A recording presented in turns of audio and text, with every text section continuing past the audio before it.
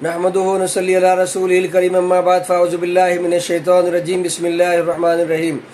दोस्तों, इसके पहले भी मैंने शहद के फ़ायदों को लेकर एक वीडियो बनाई थी जिसमें एक आयत का तर्जुमा भी बताया था। वो आयत ये है, यख़रुजु मिन बुतूनिहा शराबुन मुख्तलिफ़ुन अलवानुहु फ़ीही शिफ़ाउन लिन्नास, कि इन मक्खियों के पेट से पीने की चीज़ निकलती है जिसके रंग मुख्तलिफ होते हैं, इसमें लोगों के लिए शिफा है, ये अल्लाह फरमा रहे हैं। दोस्तों, आपको हुज़ूर पाक सल्लल्लाहु अलैहि वसल्लम की एक हदीस भी बताता हूँ। हुज़ूर अकरम सल्लल्लाहु अलैहि वसल्लम ने फरमाया कि तुम अपने ऊपर शिफा के लिए दो चीज़ें लाजिम कर लो, एक कुरान और दूसरा शहद।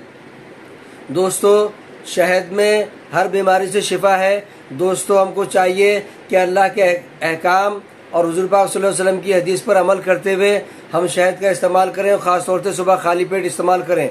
और जब कोई बीमार हो तो उसको कलाम पाक की आयत पढ़कर दम करें, क्योंकि अल्लाह के नबी सल्लल्लाहु अलैहि वसल्लम फरमाया कि सूरह फातिहा में हर बीमारी से शिफा है।